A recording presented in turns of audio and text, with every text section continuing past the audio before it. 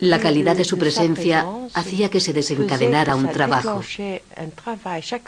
Cada sesión desencadenaba un enorme trabajo analítico en mí.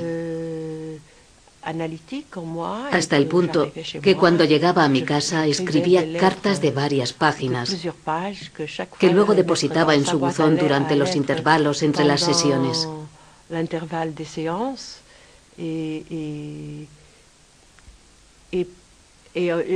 Creo que todo lo que había hecho hasta entonces, pues ya había hecho algunos años de análisis, que todos aquellos años habían sido como una preparación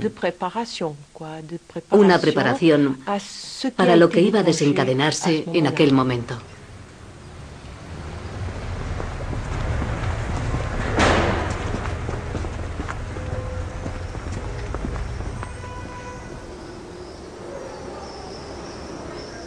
A la edad de 70 años, angustiado por no haber dedicado bastante tiempo a transmitir sus enseñanzas, Lacan comienza a realizar sesiones analíticas a todos los discípulos que le profesan un amor incondicional. Sin justificación clínica, transforma progresivamente la experiencia de la cura en un laboratorio de lo extremo y acaba reduciendo la duración de la sesión a unos pocos minutos. Lacan instauró aquel método hasta la práctica disolución de la sesión. Primero porque, en su situación de maestro solicitado, no podía rechazar el análisis a ninguna persona. Y por otro lado, su pasión se traducía en una escucha muy particular, incluso en aquella ausencia de tiempo, que era sustituida por otra cosa distinta en el estudio de la calle Lille y de su apartamento. Aquellos que vivieron esa experiencia llevada al límite de lo imposible, pues aquellas sesiones ultra breves eran como algo imposible, pudieron extraer cosas negativas y a veces cosas positivas, pero participaron en una aventura única. Lo que yo aprendí del análisis lacaniano fue sobre todo la forma de cortar la sesión. Es decir, servirse del corte de una sesión como una forma de interpretación o como una manera de hacer sentir, comprender y escuchar a un paciente lo que acaba de decir o lo que está diciendo. También pienso que lo que Lacan hacía con aquellas sesiones tan cortas estaba muy relacionado con lo que él era. Si pensamos en aquella época, la época dorada, aunque yo no conocí cómo era antes, en aquella época dorada de la escuela freudiana, donde era prácticamente un mito, y mucha gente lo mitificaba,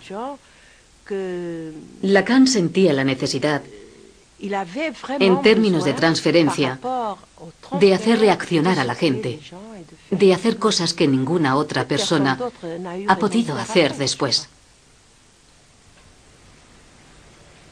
Le transfert, c'est l'amour. Vraiment et simplement. Alors, pourquoi est-ce qu'on aime un être pareil?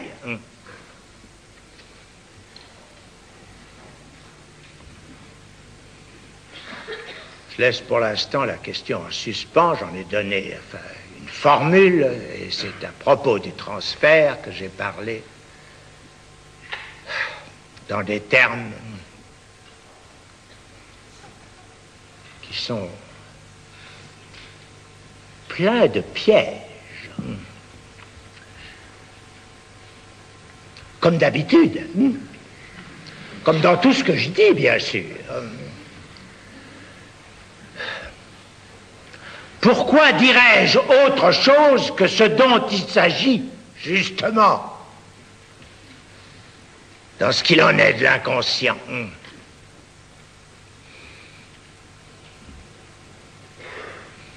À savoir que le langage, ça n'a jamais, ça ne donne jamais, ça ne permet jamais de formuler que des choses qui ont 3, 4, 5, 10, 25 sens. Le sujet supposé savoir. Es interesante ver cómo Lacan tuvo mucho éxito en los departamentos literarios o cinematográficos de las universidades, debido a su amor por la teoría, mientras estuvo marginado clínicamente en el mundo anglosajón en general. Hay razones bastante complejas para esa marginación clínica de Lacan. Por el lado positivo, su teoría ejerció una enorme influencia en el mundo universitario. Sin embargo, por el lado negativo, fue realmente denigrado por su trabajo clínico. Seguramente era un clínico difícil y durante el desarrollo de su práctica sucedieron algunas cosas que le valieron una mala reputación. En Inglaterra corrían muchos rumores sobre el número de suicidios. La sola idea de que Lacan trabajara coqueteando con la psicosis asustaba a la gente. Y lo cierto es que lo hacía. Su práctica clínica, a imagen de su concepción teórica, estimulaba en cierto modo el lado psicótico. Aquello se consideraba muy peligroso. Y seguramente lo era.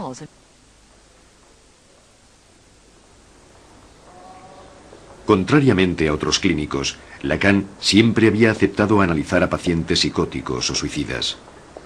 Y a veces no conseguía evitar el paso a los hechos.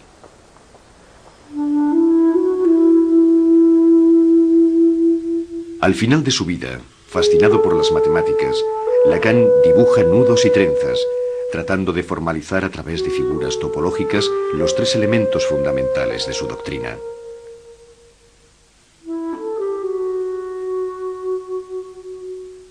Víctima de problemas cerebrales, Lacan va perdiendo progresivamente la palabra delante de los oyentes de su seminario.